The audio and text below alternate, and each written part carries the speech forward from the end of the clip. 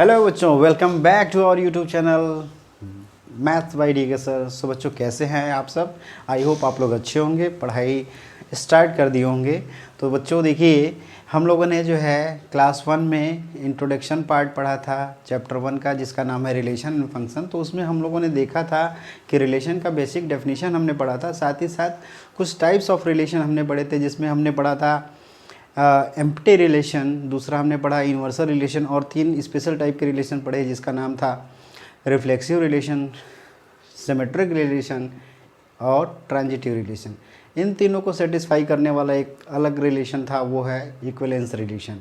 ठीक है, तो ये सारी चीज़ें हम लोग लास्ट क्लास में कर चुके हैं। ठीक, अब आज की क्लास में अगला हम लोग जो पढ़ेंगे टॉपिक वो है इक्विवेलेंस क्लास, जो कि बहुत इम्पॉर्टेंट है। एक क्वेश्चन कभी कभी इस पे बेस्ड आ जाता है बोर्ड्स में। ठीक है, तो आप इसको भी अच्छे से पढ़ लें। ठीक है, तो देखिए इसके डेफिनेशन को मैंने यहाँ पे लिख रखा है। तो डेफिनेशन देखिए क्या है, पढ़ते हैं इसको हम लोग। Let R is an arbitrary equivalence relation in an arbitrary set X in an arbitrary set X। तो ये देखिए, ये पहली बात, पहले डेफिनेशन को पढ़ लेते हैं। डेफिनेशन स्टेटमेंट मैथमेटिकल फॉर्म में यानी कि वर्ड फॉर्म में कुछ तो दे रखा है, लेकिन मेरे ख्याल से ये अभी क्लियर नहीं होगा। जब इसको हम लोग करके दिखाएंगे एग्जाम्पल के साथ, तब ये सारी चीज़ें क्लियर हो जाएंगी। तो पहले पढ़ लेते हैं कि क्या कह रहा है डेफिनेशन। तो ज़रा देखिए क्या कह रहा है कि एक आर एक आर्बिट्ररी इक्विवेलेंस रिलेशन है, किसमें? सेट एक्स में। यानी कि सेट एक्स है, कोई सेट है, उस पर एक रिलेशन क्या कौन है? आर है, जो कैसा है? इक्विवेलेंस रिलेशन है। तो हमेशा ध्यान दीजिए, इक्विवेलेंस क्लास निकालने के लिए सबसे इम्पॉर्टेंट ये बात है कि आर जो है, यानी जो रिलेशन गिवन है वो इक्विवेलेंस होना चाहिए, तभी हम लोग इक्विवेलेंस क्लास निकाल पाएंगे। ठीक, उसके बाद क्या बोला है? R divides x into mutually disjoint subsets A I called partitions और सब divisions of x satisfying these 3 conditions. अब इसमें क्या कह रहा है कि आर जो है, ये जो रिलेशन है वो एक्स को क्या कर रहा है? डिवाइड कर रहा है, किसमें? Mutually disjoint. डिसजॉइंट का मतलब क्या होता है? क्लास 11th में आप लोगों ने पढ़ा हुआ है। डिसजॉइंट सेट्स क्या होते हैं? जो कि जिनका इंटरसेक्शन 5 होता है। The 2 sets having no common element are known as what? Disjoint sets. It means A intersection B is equals to 5, then A and B are known as disjoint sets. Clear है? तो इसमें कह रहा है कि x को mutually disjoint सब sets में ए आई में क्या कर रहा है? डिवाइड कर रहा है, जिनको हम पार्टीशंस या सब डिवीजन बोल रहे हैं। ठीक है, अब देखिए जो 3 कंडीशन को सेटिस्फाई कर रहा है, 3 कंडीशन क्या है? पहला बोल रहा है all element of A I are related to each other for all I. बात क्लियर हो रही है? ए आई का मतलब क्या हुआ? आई अगर वैल्यू 1 रख रहे हैं, 2 रख रहे हैं, 3 रख रहे हैं, यानी A1 है कोई सबसेट, किसी आर के कई सारे सबसेट बन सकते हैं, है ना? कोई आर अगर relation set of all order pairs दे रखा है तो उसके कई सारे सबसेट बन सकते हैं, है ना? तो सबसेट काउंट करना, वो निकालना आपको आता है। तो जितने भी सबसेट उसके हो रहे हैं, उन सभी सबसेट्स के लिए ये कंडीशन सेटिस्फाई होना ज़रूरी है कि उन सभी सबसेट्स में, यानी कि सपोज दैट A1 एक सबसेट है, तो उसके सारे एलिमेंट्स खुद से रिलेटेड होने चाहिए। Is it clear? यानी सारे एलिमेंट्स खुद से रिलेटेड होने चाहिए। ठीक, सेकेंड कंडीशन क्या कह रहा है? No element of A I is related to any element of A J for I not equals to J. जब आई और जे दो डिफरेंट नंबर्स हैं, मतलब इक्वल नहीं हैं, जब दो डिफरेंट, मतलब A1 और A2, A1 और A3, A1 और A4, A2 और A3, मतलब A2 और A3, यानी उसके सफिक्स में जो नंबर्स हैं वो डिफरेंट होने चाहिए। ठीक, यानी डिफरेंट सबसेट्स की बात कर रहे हैं, सेम सबसेट्स की बात नहीं करेंगे हम, डिफरेंट सबसेट्स की बात करेंगे। यानी कि if A1 and A2 are the subsets, ठीक है, which are different, then no element of A I is related to any element of A J. यानी कि A1 सबसेट जो है उसके किसी भी एलिमेंट का A2 सबसेट के किसी भी एलिमेंट के साथ रिलेशन नहीं होना चाहिए। Is it clear? अभी हम लोग आगे एग्जांपल से इसको कर लेंगे अच्छे से। अच्छा, दूसरी बात, तीसरी ये सेकंड कंडीशन हो गया। थर्ड कंडीशन बोल रहा है कि अगर A1 और AI और AJ ये क्या है, सबसेट्स हैं, तो ऑब्वियस सी बात है इनका यूनियन क्या मिलेगा, सेट X मिलेगा। क्लियर है, X मिलना चाहिए, क्योंकि AI and AJ are the subsets of किसका, ये हमारे क्या हैं, सबसेट्स हैं। ठीक, अब देखिए ये क्या है, इन्हीं का यूनियन क्या मिलेगा, X मिलेगा। जब इन्हीं का यूनियन X मिले और साथ ही साथ AI इंटरसेक्शन AJ क्या मिलना चाहिए, 5 मिलना चाहिए, जो इस सेकेंड कंडीशन में ऑलरेडी यहाँ पे दे रखा है कि no element of AI is related to any element of AJ, it means their intersection is equals to 5, it means they are mutually disjoint. ठीक, for I not equals to J। ये तीनों condition अगर satisfy करता है, the subsets AI are called equivalence classes. समझ में आई बात कि इस समय अब ये तीनों कंडीशन अगर सेटिस्फाई कर रहा है, तो ऐसे केस में जो AI होगा, यानी कि AI, A1, A2 जो भी होंगे वो सारे के सारे क्या कहलाएंगे, इक्विवेलेंस क्लासेस कहलाएंगे। उन केसेस में एलिमेंट्स के हम इक्विवेलेंस क्लास फाइंड आउट कर सकते हैं। तो आगे बढ़ते हैं। अच्छा, इसको मैं इरेज करूँगा, इसको पॉज करके आप डेफिनेशन इसको नोट डाउन कर सकते हैं। ठीक है, इसको इरेज करूँगा ताकि इससे मैं समझा सकूँ आपको। तो इसको pause the video and note it down.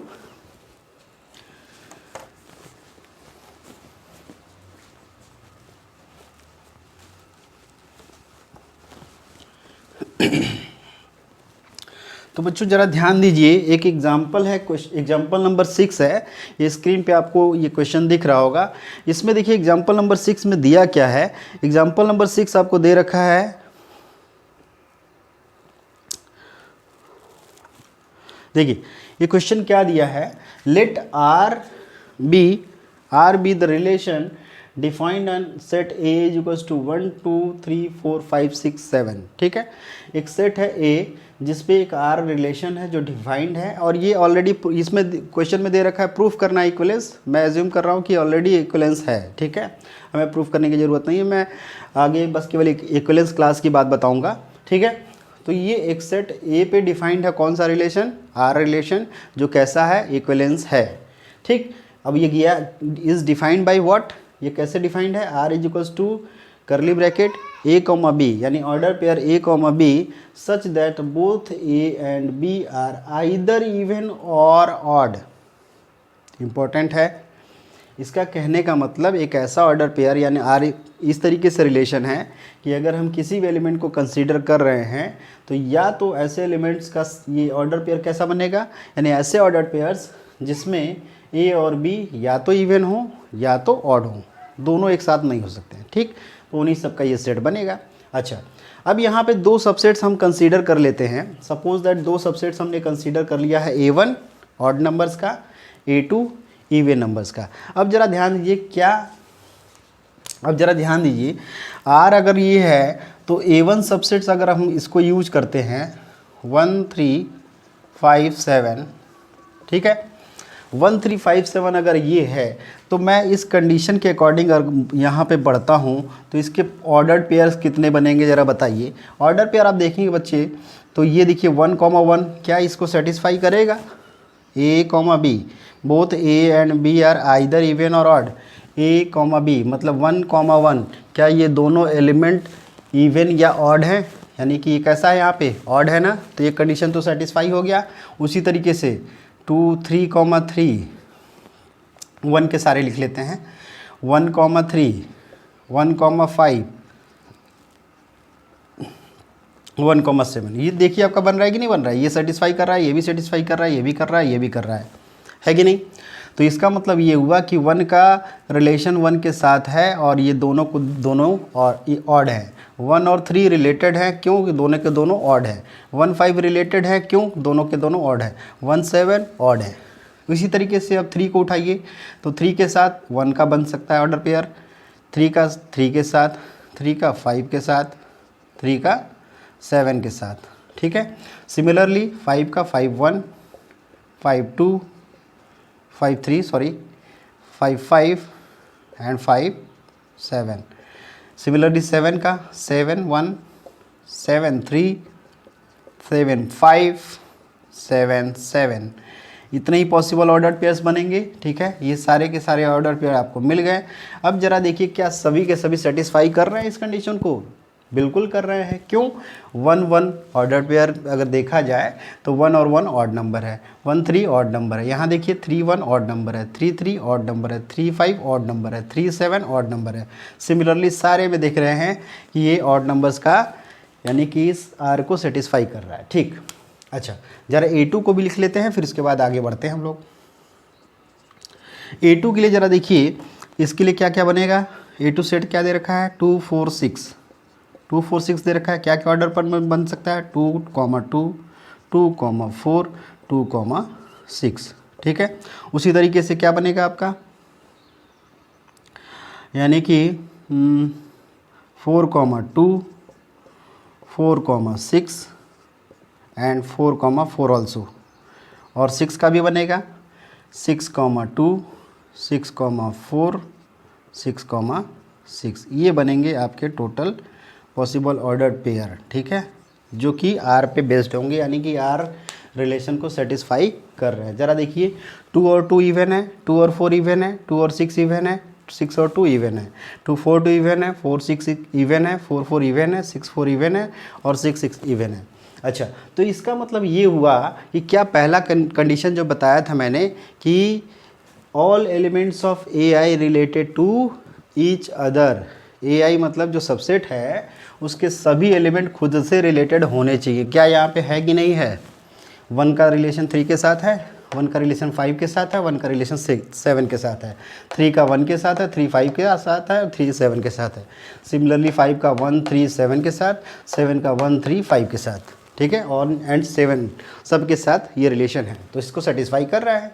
यानी फर्स्ट कंडीशन यहाँ भी देख लिए सेटिस्फाई कर रहा है। अब सेकेंड कंडीशन बोला है कि no element of A1 is related to A2, है ना, यानी no element of AI is related to AJ। It means इन दोनों का इंटरसेक्शन 5 होना चाहिए। देखिए कोई भी एलिमेंट कॉमन है क्या? इसमें कॉमन नहीं है ना। इसका मतलब क्या मैं लिख सकता हूँ कि A1 intersection A2 is equals to 5? बिल्कुल, कोई भी एलिमेंट कॉमन नहीं है, यानी कोई भी ऑर्डर पेयर यहाँ पे कॉमन नहीं है। ठीक, और थर्ड जरा देखिए, थर्ड वाला क्या था कि अगर इन दोनों का यूनियन किया जाए, इन दोनों के रिलेशन का यूनियन किया जाए या फिर इन दोनों सेट का यूनियन किया जाए तो क्या हमें सेट A मिलेगा कि नहीं मिलेगा? बिल्कुल मिलेगा। A1 और A2 का यूनियन अगर निकालें तो यही तो सेट मिलेगा, 1 3 5 7 2 4 6, तो 1 2 3 4 5 6 7 मिल जाएगा। ये तीसरा कंडीशन भी सेटिस्फाई हो गया। तो इस समय ये A1 और ये A2 इक्विवेलेंस क्लासेस कहलाएंगे। अब देखिए सबसे इम्पॉर्टेंट चीज़ क्या है, इक्विवेलेंस क्लास हम किसी भी एलिमेंट का निकालते हैं, यानी कि इसको रिप्रेजेंट करते हैं इस तरीके से स्क्वायर ब्रैकेट से। स्क्वायर ब्रैकेट के अंदर क्या रहेगा? कोई भी एलिमेंट रहेगा। सपोज दैट एलिमेंट यहाँ पे 1 है तो हम इक्विवेलेंस क्लास ऑफ 1 निकालेंगे, इक्विवेलेंस क्लास ऑफ 3 निकालेंगे, इक्विवेलेंस क्लास ऑफ 5 निकालेंगे, इक्विवेलेंस क्लास ऑफ 7 निकालेंगे। ठीक है, उसी तरीके से ये देखिए 2 4 6 है तो इन दोनों एलिमेंट्स के इक्विवेलेंस क्लास निकलेंगे, तो इक्विवेलेंस क्लास ऑफ 2 निकलेगा, इक्विवेलेंस क्लास ऑफ 4 निकलेगा और 6 निकलेगा। अब ज़रा देखते हैं कैसे निकालते हैं हम लोग। ठीक है, थोड़ा समझने में है, थोड़ा समझेंगे तो बिल्कुल आसानी से हो जाएगा, बहुत दिक्कत वाली बात नहीं है। ठीक, अब ज़रा ध्यान दीजिए, एक्चुअली में जो इक्विवेलेंस क्लास का मतलब क्या है कि जब ये कंडीशन सेटिस्फाई कर रहा है तो आपको वे सारे एलिमेंट्स का सेट निकालना है। यानी कि आप सेकंड पोजीशन पे किसी नंबर्स को देखिए, जैसे आपको 1 का इक्विवेलेंस क्लास निकालना है तो आप ये देखिए इस पूरे के पूरे ऑर्डर्ड पेयर्स में कि 1 किसके साथ रिलेटेड है, इसका मतलब 1 किसका इमेज बन रहा है। आ रही बात समझ में? क्लियर है? यानी कि 1 देखिए सारे ऑर्डर्ड पेयर्स में कि 1 कहाँ कहाँ पे सेकेंड पोजीशन पे है, तो उसका फर्स्ट पोजीशन वाला नंबर यानी कि एलिमेंट क्या है। आ रही बात समझ में?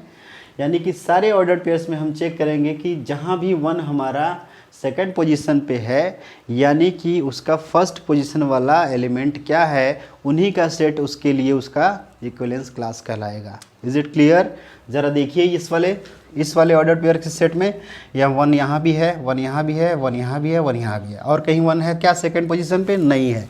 तो हम चेक करेंगे कि एक्चुअली में 1 किससे रिलेटेड है, यानी बैकवर्ड जाएंगे। अब ये बैकवर्ड नहीं, अब ये देखेंगे 1 का 1 के साथ, 3 1 का 1 के साथ नहीं, हम बैकवर्ड यानी रिवर्स जाएंगे कि 1 का किसके साथ रिलेशन है। तो 1 का 1 के साथ है, 3 के साथ है, 5 के साथ है, 7 के साथ है। तो यही सेट क्या कहलाएगा? ये कहलाएगा equivalence class of 1। Is it clear? सभी इंडिविजुअल एलिमेंट का इक्विवेलेंस क्लास निकलता है। ध्यान दीजिए, कोई भी अगर सेट दे रखा है, अगर उसमें रिलेशन दे रखा है, तो हमें इक्विवेलेंस क्लास निकालना है, तो उस सेट के इंडिविजुअल एलिमेंट्स का इक्विवेलेंस क्लास निकलता है। ठीक है, तो यहाँ पे 1 का इक्विवेलेंस क्लास क्या निकला? 1 3 5 7। उसी तरीके से 3 का इक्विवेलेंस क्लास, 3 कहाँ पे है? यहाँ है, यहाँ है, यहाँ है। सेकंड पोजीशन पे चेक करना है, यानी जिसका इक्विवेलेंस क्लास निकालना है वो सेकंड पोजीशन पे होना चाहिए, और उससे रिलेटेड एलिमेंट फर्स्ट पोजीशन का सेट, यानी फर्स्ट पोजीशन पर रखे हुए एलिमेंट का सेट, वही इक्विवेलेंस क्लास होगा। तो इससे कौन कौन से रिलेटेड हैं? 1 3 5 7, 1 3 5 7। ठीक है, उसी तरह सिमिलरली 5 का देख लीजिए, 5 5 5 5, 1 3 5 7 यहाँ पे भी है, 1 3 5 7। ठीक है, 7 देख लीजिए, 7 7 7 7, ये भी रिलेटेड है, 1 3 5 7। अब ज़रा चेक करिए बच्चों, क्या ये सेट A1 है या नहीं है? A1 है ना, A1 है ना। तो ये एक्चुअली में ये सारे सेट क्या हैं? A1 है। तो A1 ही क्या कहला रहा है? उसका इक्विवेलेंस क्लास कर रहा है। उसके सारे एलिमेंट्स का जो A1 है वही उसका क्या है? इक्विवेलेंस क्लास है। समझ में आ रही बात? तो इस तरीके से हम इक्विवेलेंस क्लास निकालेंगे, जैसा कि डेफिनेशन में आपको क्लियर हो गया। लास्ट में क्या लिखा गया? The subsets AI are called equivalence classes. ठीक है, अब बढ़ते हैं, इसमें देख लेते हैं 2 के लिए इक्विवेलेंस क्लास। ज़रा देखिए, तो मैंने कहा कि 2 सेकेंड पोजीशन पे देखिए, यहाँ है और कहीं है और यहाँ पे है। इनके फर्स्ट एलिमेंट देखिए ऑर्डर पेयर का, 2 है, 4 है और 6 है। तो इसका क्या बन जाएगा? सेट 2 4 6। सिमिलरली 4 के लिए देखिए, 4 यहाँ पे है, 4 यहाँ पे है, 4 यहाँ पे है।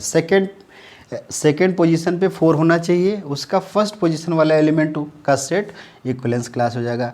तो यहाँ देखिए 2 से रिलेटेड है, 4 से रिलेटेड है, 6 से रिलेटेड है, 2 4 6, यही का इक्विवेलेंस क्लास हो जाएगा। उसी तरीके से 6 का देखिए, 6 यहाँ पे है, 6 यहाँ पे है और 6 यहाँ पे है। तो ये क्या हो जाएगा? 2 4 6 हो जाएगा। तो ये अगेन जो A2 ही तो है सबसेट, तो ये भी क्या कहलाएगा? इक्विवेलेंस क्लास कहलाएगा। तो इस तरीके से बच्चों हम लोग जो है किसी भी R यानी जो इक्विवेलेंस रिलेशन है किसी अगर सेट पे दे रखा है, तो उन सेट के सभी एलिमेंट्स का हम इक्विवेलेंस क्लास फाइंड आउट कर सकते हैं। ये हर केसेस में ज़रूरी नहीं है कि आपको जो सेट यानी जो सबसेट है उस सब कुछ ही ये ऐसा मिले। ठीक है, ऐसा डिपेंड करेगा कि क्वेश्चंस क्या हैं, उसके अकॉर्डिंग हम लोग करेंगे, है ना। ये सिचुएशन के अकॉर्डिंग आपको इक्विवेलेंस क्लास मिलेगा। ठीक, तो इस तरीके से आप ये जो है इक्विवेलेंस क्लास का ये डेफिनेशन क्लियर हो जाता है। तो इसको pause the video and note it down. उसके बाद हम लोग बढ़ते हैं एक्सरसाइज 1.1 पे, जिसमें हम लोग कुछ क्वेश्चंस आज करेंगे। ठीक है, सो इसको नोट कर लीजिए।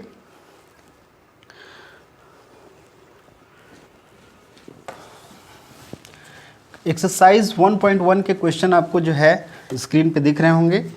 ठीक है, फर्स्ट क्वेश्चन दिख रहा होगा। फर्स्ट क्वेश्चन का फर्स्ट पार्ट देखिए क्या दिया हुआ है।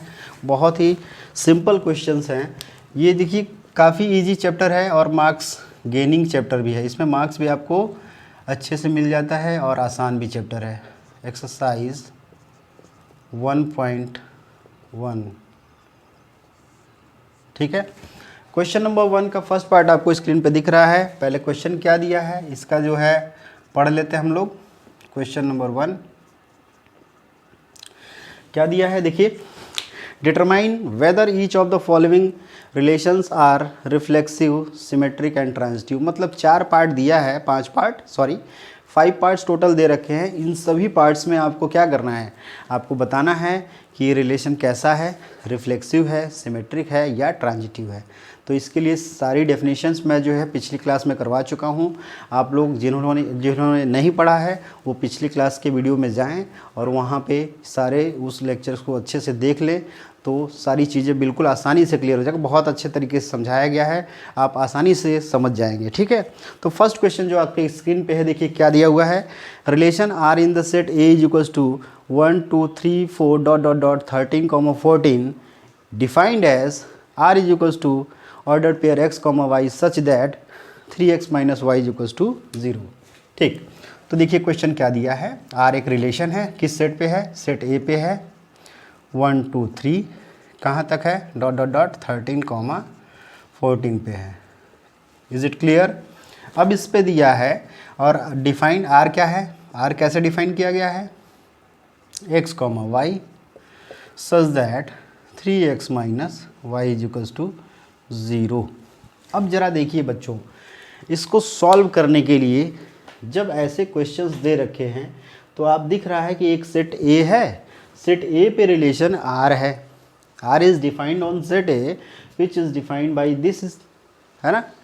तो आर एक रिलेशन है जो कि सेट आर पे डिफाइन किया गया है। और आर किस तरीके से डिफाइंड है कि एक ऐसा ऑर्डर्ड पेयर का सेट है such that 3x minus Y is equals to 0 है। इसका मतलब, कहने का मतलब y is the multiple of 3x, है ना, यानी y is equals to 3 times of x। तो इसका सेट बनाते हैं हम लोग। तो इसके लिए सॉल्व करने के लिए क्या करना पड़ेगा, पहले r निकालना पड़ेगा, r का जो है रोस्टर फॉर्म निकालना पड़ेगा। ये सेट बिल्डर फॉर्म में दे रखा है, r का रोस्टर फॉर्म निकालना पड़ेगा। निकालते हैं, बहुत आसान है, ये आप लोगों ने कर लिया है, 11th में किया हुआ है। तो r जब फाइंड करते हैं हम लोग, तो देखिए पहला ऑर्डर पेयर यहाँ से ज़रा देख लीजिए, 3xy है। तो क्या मैं इसको 3x minus Y is equals to 0 को 3x is equals to Y लिख सकता हूँ? बिल्कुल लिख सकते हैं। x is the first element, y is the second element, यानी कि x की वैल्यू रखेंगे तो y की वैल्यू मिलेगी। x की वैल्यू हम 1 से लेकर 14 तक रख सकते हैं, ध्यान दीजिए। और y की वैल्यू जरा चेक करेंगे, y की वैल्यू भी हमारा इसी में होना चाहिए। क्यों? Because x and y are the elements of set A. ये कंडीशन यहाँ पे है, x and y are the elements of set A. तो हमें देखना होगा कि जो y रिजल्ट आएगा इसमें होना चाहिए। ठीक, अब देखिए ऑर्डर पेयर क्या क्या बनेंगे। जब x की वैल्यू आप 1 रख रहे हैं तो y की वैल्यू कितने मिलेगी, 3 मिल जाएगी। जब x की वैल्यू आप 2 रख रहे हैं तो y की वैल्यू कितने मिलेगी, 6 मिल जाएगी। जब x की वैल्यू आप 3 रख रहे हैं तो y की वैल्यू कितनी मिल जाएगी, कितना मिल जाएगा, 9 मिल जाएगा। x की वैल्यू 4 रखेंगे तो y की वैल्यू 12 मिल जाएगा। x की वैल्यू 5 रख रहे हैं तो y की वैल्यू 15 मिल रहा है, बट 15 इस सेट में नहीं है तो ये वाला कैंसिल आउट हो जाएगा। बस यही तक आपको ये सारे ऑर्डर पेयर्स मिलेंगे। तो कौन कौन सा मिल रहा है, 1 3 2 6 3 9 4 12। तो क्या क्या मिला, 1 3 2 6 3 9 4 12। इसके अलावा कुछ मिलेगा क्या, नहीं मिलेगा। क्यों? क्योंकि 15 जो है इसमें एलिमेंट नहीं है सेट में। तो इस तरीके से आर आपका मिल गया। ठीक, अब जरा देखिए पहला क्वेश्चन क्या है, इसको रिफ्लेक्सिव प्रूफ करना है। रिफ्लेक्सिव के लिए बच्चों आप लोग जानते हैं, क्या जानते हैं, इसका डेफिनेशन आपको पता है कि if element A order pair belongs to R for every A belongs to set A. यही तो डेफिनेशन है, बिल्कुल सिंपल सा डेफिनेशन है कि अगर एक ऐसा ऑर्डर पेयर जिसमें सेम एलिमेंट के साथ रिलेशन इस आर में बिलोंग कर रहा है तो वो रिलेशन कैसा होगा, रिफ्लेक्सिव होगा, अदरवाइज नहीं होगा। तो ध्यान दीजिए, for every A belongs to बोला है, यानी जितने भी एलिमेंट हैं ए के सबके लिए। तो यहाँ पे एलिमेंट 1 है, 2 है, 3 है एंड सो ऑन 14 तक है। तो इसका मतलब 1 1 2 2 3 3 4 4 13 13 14 14 सब के सब इसमें होने चाहिए। एक भी मिसिंग होगा रिफ्लेक्सिव नहीं होगा।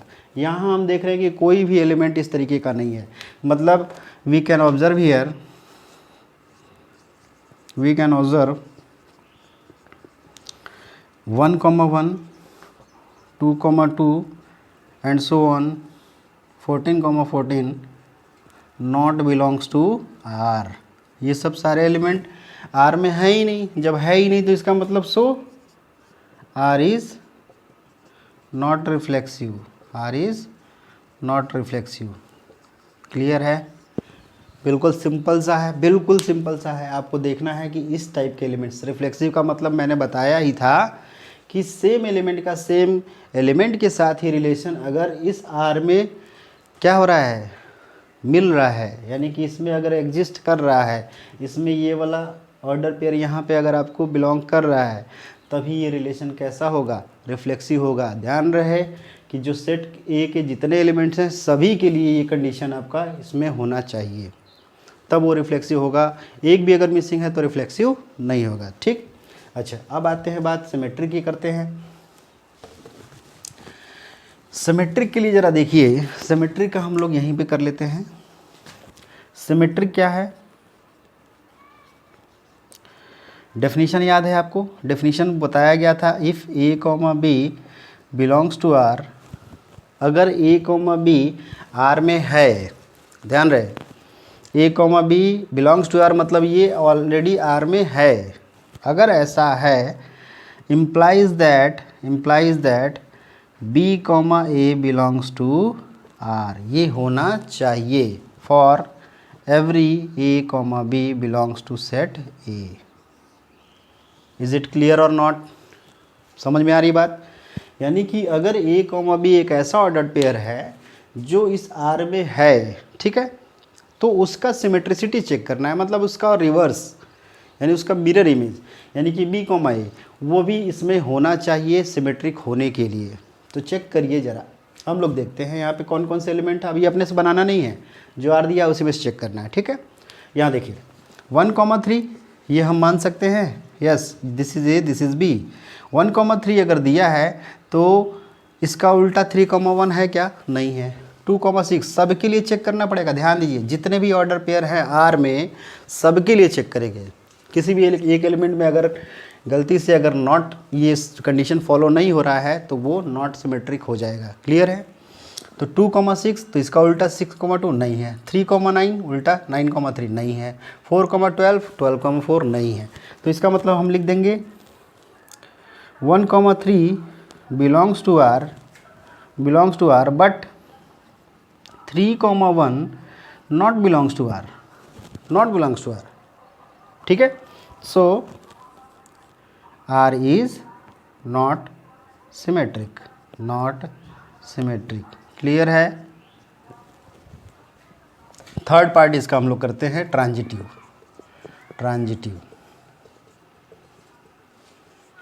ठीक है, सो pause the video and note it down. Transitive हम लोग करते हैं। ट्रांजिटिव के लिए देखिए बच्चों क्या बताया गया था, डेफिनेशन याद है सभी को? If A comma B belongs to R and B comma C also belongs to R implies that A comma C belongs to R for every A, B, C is the element of set A। बहुत simple सा, बहुत प्यारा सा, बहुत अच्छा सा इसका definition है कि A कॉमा B एक ऑर्डर पेयर है। ध्यान रहे, इसको रिफ्लेक्सिव प्रूफ करने के लिए हमें केवल एक एलिमेंट की ज़रूरत होती है, यानी जितने एलिमेंट्स होंगे केवल एक ही सेल्फ एलिमेंट का सेल्फ के साथ चेक करना होता है। सिमेट्रिक के लिए किसी दो एलिमेंट की ज़रूरत होती है, ए और बी की, तो बी और ए उल्टा होना चाहिए। ठीक है, उसी तरीके से ट्रांजिटिव के लिए 3 एलिमेंट की ज़रूरत होती है, ए बी सी की, यानी ए कॉमा बी अगर ऑर्डर्ड पेयर इस आर में है, साथ ही साथ बी कॉमा सी भी, यानी कि ए कॉमा बी और बी कॉमा सी भी, यानी कि इसका second element second order pair के लिए फर्स्ट एलिमेंट बना हुआ हो, ऐसा ऑर्डर पेयर भी अगर इसमें है, तब इसका फर्स्ट एलिमेंट और इसका सेकेंड एलिमेंट का जो ऑर्डर पेयर बनेगा वो ऑर्डर पेयर इसमें होना चाहिए टू बी ट्रांजिटिव होने के लिए। समझ में आई बात? अगर ऐसा नहीं होता है तो वो ट्रांजिटिव नहीं होगा। क्लियर है? चेक करते हैं हम लोग। यहाँ ज़रा देखिए, पहला क्या दिया है, 1,3 दिया है। ठीक है, ज़रा चेक करते हैं। 1,3 बिलोंग्स टू आर, सही है, ये तो है ही। दूसरा जरा चेक करिए 3 कॉमा, अच्छा 1,3 है तो दूसरा क्या लेंगे, दूसरा जो फर्स्ट एलिमेंट इसका सेकेंड एलिमेंट है ना, वो फर्स्ट एलिमेंट होना चाहिए, ऐसा वाला ऑर्डर पेयर लेंगे। तो यहाँ 3 है तो ऐसा ढूंढिए कि जिसका फर्स्ट एलिमेंट 3 हो, तो यही तो है। तो 3,9 यही तो होगा, ये तो दिया ही है, यानी कि ये भी गिवन है, बोथ गिवन है ना। गिवन का मतलब ऑलरेडी एग्जिस्ट कर रहे हैं। तब अकॉर्डिंग टू डेफिनीशन अगर a, b है और b, c ऑलरेडी है तो a, c होना चाहिए। तो a, c का मतलब 1,3, 3,9 तो 1,9 होना चाहिए। ठीक है, तो 1,9 ज़रा चेक करिए तो है क्या, 1,9 कहीं है क्या, नहीं है। तो इसका मतलब 1,9 not belongs to R, so this R is not transitive, transitive भी नहीं होगा। सो फाइनली हम लोग बोलेंगे therefore we can say that therefore R is not reflexive, symmetric, neither not reflexive, not symmetric and not transitive and not transitive। तो ये clear हो गया, बिल्कुल सिंपल सा क्वेश्चन था, बिल्कुल आसान सा, आप जो है समझ गए होंगे। ठीक है, तो इस तरीके से ये फर्स्ट पार्ट देखिए, हर क्वेश्चन इस तरीके से टाइम कंज्यूमिंग तो होगा ही, तो इस तरीके से बिल्कुल आसानी से, बिल्कुल अच्छे से हम लोग इसका ऑर्डर पेयर बनाकर आराम से इसको सॉल्व करेंगे। इस तरीके से इक्विवेलेंस आपका प्रूव हो जाएगा। तो ऐसे हमें फाइंड करना है कि कोई भी रिलेशन इक्विवेलेंस रिलेशन है या नहीं। ठीक है, सो pause the video and note it down. बढ़ते हैं इसके सेकेंड पार्ट पे। सेकेंड पार्ट क्वेश्चन आपके स्क्रीन पे दिख रहा है। ठीक है, तो सेकेंड पार्ट देखिए बच्चों क्या दिया हुआ है। सेकेंड पार्ट कह रहा है R relation in the set capital N बोला है ऑफ नेचुरल नंबर्स। ये देखिए सिंबल आप जो है नोटेशंस आपको पता होना चाहिए ना, कि एन क्या है, डब्ल्यू क्या है, क्यू क्या है, जेड क्या है, कैपिटल आर क्या है ना, ये सारी चीज़ें आपको मालूम होनी चाहिए। Defined as R is equals to X comma Y such that Y is equals to X plus 5 and X is less than 4। ठीक, अब ये क्या कह रहा है कि एक सेट n है, n क्या है आपका, नेचुरल नंबर का सेट होता है।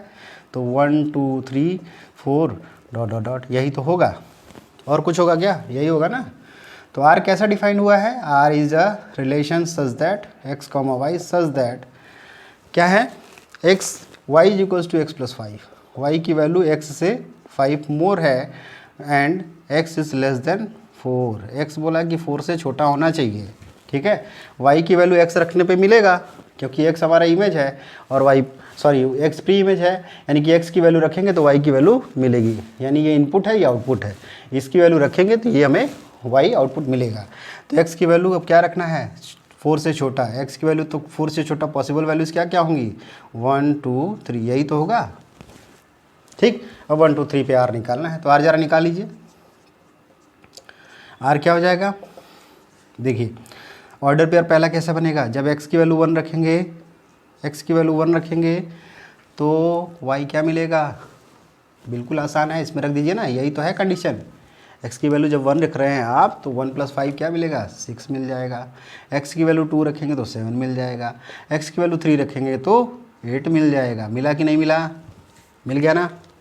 तो ये बन गया आपका ऑर्डर पेयर। ठीक, अब करते हैं हम लोग बारी बारी से रिफ्लेक्सिव, सिमेट्रिक और ट्रांजिटिव प्रूफ।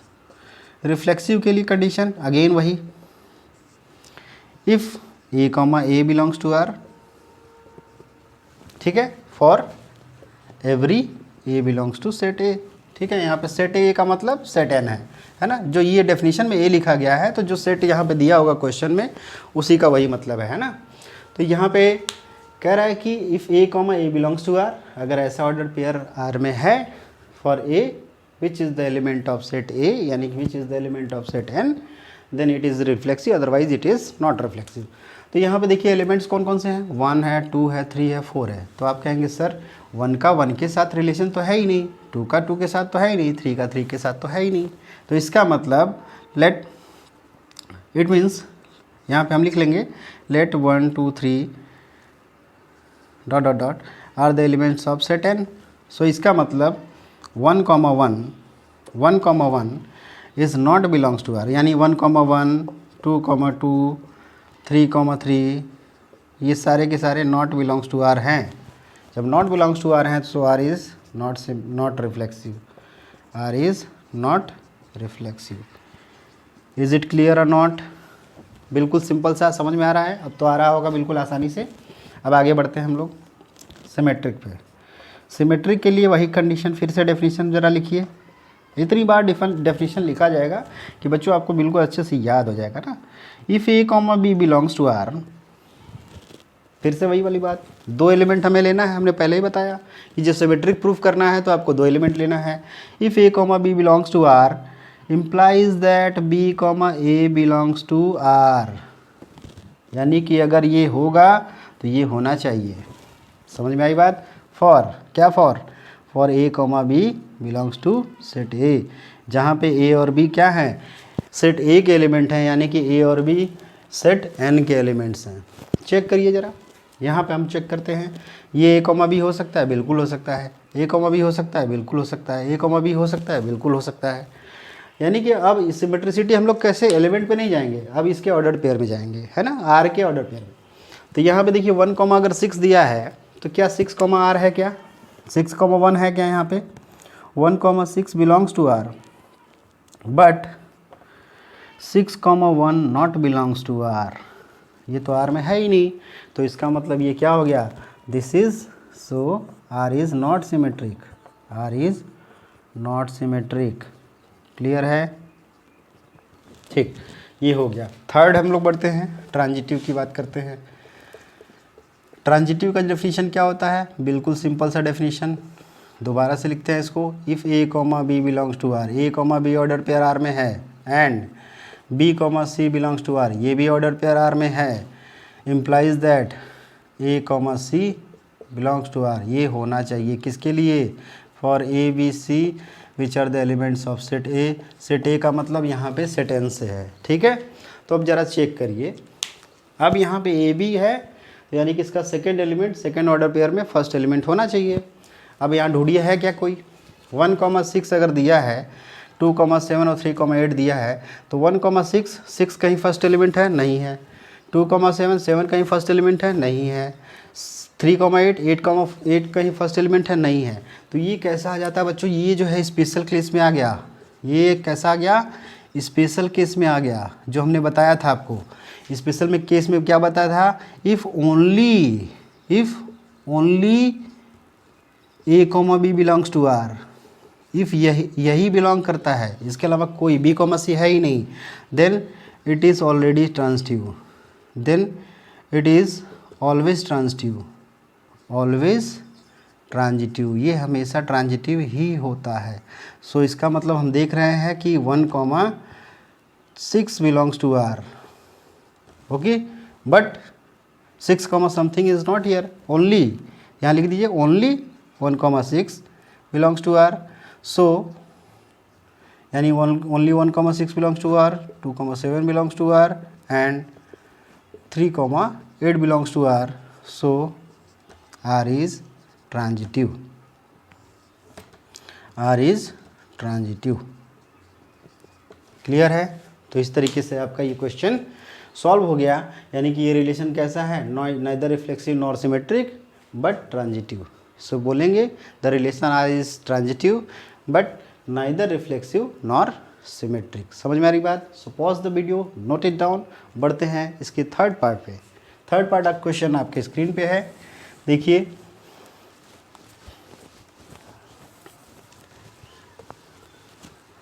थर्ड पार्ट हम लोग कर लेते हैं। आज लग रहा है फर्स्ट क्वेश्चन ही हो पाएगा, फोर्थ पार्ट तक देखेंगे बस। थर्ड पार्ट देख लेते हैं। आर, ये देखिए अब क्वेश्चन क्या, जरा पढ़ लेते हैं इसको। क्या है क्वेश्चन? देखिए क्या है। R is the relation in the set A which is 1, 2, 3, 4, 5, 6। ठीक है, 1 2 3 4 5 6 है। आर कैसे डिफाइंड है? R is equals to X Y such that Y is divisible by X. Set A क्या दिया यार? 1 2 3 4 5 6। ये देखिए, अब ये कह रहा है कि R is the set of all ordered pairs such that क्या डिवाइड है, y इज डिविजिबल बाई ना, y is divisible by x। अब जरा ध्यान दीजिए, क्या ऐसा ऑर्डर पेयर बनाना है, सॉल्यूशन देखते हैं हम लोग। ये बोल रहा है कि एक ऐसा ऑर्डर पेयर है, उसका सेट है कि जहाँ पे सेकंड नंबर फर्स्ट नंबर से डिविजिबल है। बनाइए, बिल्कुल सिंपल है। 1 और 2 है, 3 है, 4 5 है, सबको लेना है। 1 2 लेंगे तो 2 फर्स्ट से 1 से डिविजिबल होगा, या 1 के साथ सारे के सारे बनेंगे, ठीक है, यानी 1 के साथ सभी के सभी। क्यों? 2 1 से डिविजिबल होगा, बिल्कुल होगा। 3 बनेगा, 1 भी बनेगा, सॉरी इसमें पहला 1 भी बनेगा क्योंकि 1 से डिविजिबल होगा ही। 1 2 से भी होगा, 1 3 से भी होगा, सॉरी 3 1 से भी होगा, 4 भी 1 से होगा, 5 भी 1 से होगा और 6 भी 1 से होगा, बिल्कुल होगा। यानी कि सेकंड नंबर फर्स्ट नंबर से डिविजिबल होना चाहिए। अब ज़रा देखिए 2 को उठाइए, क्या 2 1 से डिविजिबल होगा क्या, यानी 1 2 से डिविजिबल होगा क्या, नहीं। 2 अगर डिविजिबल, यानी 2 किसको किसको डिवाइड करेगा सर, 4 को करेगा और 6 को करेगा, और किसी को करेगा क्या, नहीं ना। उसी तरह से 3 किसको डिवाइड करेगा सर, ओनली 6 को डिवाइड करेगा। 4 किसी को डिवाइड कर सकता है, नहीं। अच्छा ये ज़रा ध्यान दीजिए, 2 2 को भी तो कर सकता है, 2 2 को तो करेगा ही करेगा। उसी तरह 3 3 को तो करेगा ही करेगा, और 4 4 को भी करेगा, और 4 किसी और को करेगा, नहीं। सिमिलरली 5 5 को करेगा और 6 6 को डिवाइड करेगा। और कोई बनेगा ऑर्डर पेयर, नहीं। और कोई पॉसिबल ऑर्डर पेयर नहीं बनेंगे। तो ज़रा देख लिए, ये सारे के सारे ऑर्डर पेयर मिल चुके। अब हम लोग रिफ्लेक्सिव प्रूफ करते हैं, सिंपल सा, सेम वही डेफिनेशन। रिफ्लेक्सिव के लिए क्या है, if A comma A belongs to R for every A belongs to set A. Set A का मतलब जो यहाँ पे दिया है, ठीक। अब ये जरा सेट ए में कितने एलिमेंट्स हैं, 1 2 3 4 5 6, 6 एलिमेंट हैं। कौन कौन से, 1 2 3 4 5 6 है। क्या सभी एलिमेंट्स का ऑर्डर पेयर सेम एलिमेंट के साथ इस आर में एग्जिस्ट कर रहा है, चेक करिए। आपको चेक करना है 1 1 2 2 3 3 4 4 5 5 6 6, बिल्कुल बिल्कुल सही बात है। यानी सारे एलिमेंट्स का खुद के साथ ये ऑर्डर पेयर यहाँ पे बिलोंग कर रहा है, यानी एग्जिस्ट कर रहा है। So this is reflexive. यहाँ पे देखिए 1 2 3 4 5 6 4 5 6 belongs to R, belongs to set A, ठीक है। ये सारे एलिमेंट्स किसके हैं, सेट ए के हैं। और यहाँ पे 1 1 2 2 3 3 4 4 5 5 and 6 6, every set belongs to, every order pair belongs to R, so this R is, so R is reflexive. बिल्कुल आसानी से समझ में आ गया होगा, ये R कैसा है, रिफ्लेक्सिव है। आगे बढ़ते हैं सिमेट्रिक पे। सिमेट्रिक में क्या कंडीशन है, डेफिनेशन जरा इसका देखिए। सिमेट्रिक में डेफिनेशन क्या है, if A comma B belongs to R, फिर से वही बात कि एक ऐसा ऑर्डर पेयर जिसमें ए कॉमा बी, दो एलिमेंट्स का तो ऐसा बिलोंग कर रहा है, तो उसका उल्टा होना चाहिए उसी आर में, for every A B belongs to set A, ठीक। अब ज़रा चेक करिए, क्या अगर ये वाला एग्जिस्ट कर रहा है तो ये है कि नहीं, चेक करिए। यहाँ पे 1 1 सेल्फ वाले तो बनेंगे ही। 1 2 है तो 2 1 है क्या, कहीं है, नहीं है, बस एक मिल गया मतलब गलत। तो ये क्या है कि 1 2 belongs to R but 2 1 not belongs to R, तो इसका मतलब so R is not symmetric. Simple सी बात। हमने कहा कि कोई भी एक ऑर्डर पेयर अगर सेटिस्फाई नहीं करेगा मतलब वो रिलेशन नहीं होगा, यानी कि रिलेशन होने के लिए सारे के सारे ऑर्डर पेयर सेटिस्फाई करने चाहिए। थर्ड बढ़ते हैं ट्रांजिटिव पे। ट्रांजिटिव क्या बोला है, ट्रांजिटिव का डेफिनेशन फिर से। ट्रांजिटिव क्या है, if A comma B belongs to R and B comma C belongs to R, implies that a comma c belongs to R for every a b c belongs to set A। Simple सा definition है, ये बार बार मैं बता रहा हूँ, ठीक। अब यहाँ पे चेक करिए, चेक करते हैं हम लोग। 1 1 सेकेंड एलिमेंट यहाँ पे फर्स्ट एलिमेंट बन गया, 1 2 ऑलरेडी है। 1 2 2 समथिंग 6, तो 1 6 चेक करिए कहीं है क्या, यस यहाँ पे है, ठीक है। 1 3 3 6 1 6 है क्या, बिल्कुल है। 1 4 4 4, 1,4 ऑलरेडी है, 1,5, 5,5 तो 1,5 तो है ही, 1,6, 6,6 तो 1,6 तो है ही। उसी तरीके से 2,4, 4,4, 2,4 है ही, 2,6, 6,6, 2,6 है ही, 3,6, 6,6 है ही, 2,2 और 2,4 तो 2,4 ऑलरेडी है, 3,3, 3, और कौन है 6 तो 3,6 है क्या, बिल्कुल है। 4,4 और कोई 4 यहाँ पे एलिमेंट है 4,4 का, यानी कि 4,4 और 4 फर्स्ट एलिमेंट कहीं और है, नहीं है, ठीक। 5,5 के लिए कहीं है, नहीं है। तो इसका मतलब ज़रा ध्यान दीजिए, ये स्पेशल केस में आ जाएगा, इन सब के लिए तो सेकंड वाला है ही नहीं, तो इसका मतलब ये तो ऑलरेडी होगा। बाकी जितने भी ऑर्डर पेयर एग्जिस्ट कर रहे हैं सबके लिए ये एग्जिस्ट कर रहा है, यानी फॉर एवरी एलिमेंट, यानी 1,3 अगर ये है 1,3 belongs to R, 3,6 belongs to R and also 1,6 belongs to R, so R is transitive. तो सबके लिए दिखाने की ज़रूरत नहीं है, हम वहाँ पे दिख रहा है कि सारे के सारे ऑर्डर पेयर यहाँ पे एग्जिस्ट कर रहे हैं इस रिलेशन में कंडीशन के अकॉर्डिंग। सो यहाँ से ओवरऑल क्या हो जाएगा, सो ओवरऑल बोलेंगे the relation is reflexive, transitive but not symmetric. Reflexive है, ट्रांजिटिव है बट नॉट सिमेट्रिक है। तो इस तरीके से आपका थर्ड पार्ट हो गया है। बस आज के लिए इतना ही। हम लोग जो है कल 4th और 5th पार्ट करेंगे, तो इसको pause the video and note it down. ये कर लीजिए, बिल्कुल अच्छे से आप इसको कर लीजिएगा। एक बार 2 बार प्रैक्टिस करेंगे तो ये सारी चीज़ें आपको समझ में आ जाएंगी, ठीक है बच्चों। अगर क्लासेस अच्छी लग रही हैं तो बिल्कुल इसको लाइक करिए, अपने फ्रेंड्स के बीच में इसको शेयर करिए और हमारे चैनल को ज़रूर सब्सक्राइब करिए। Okay, so thank you everyone.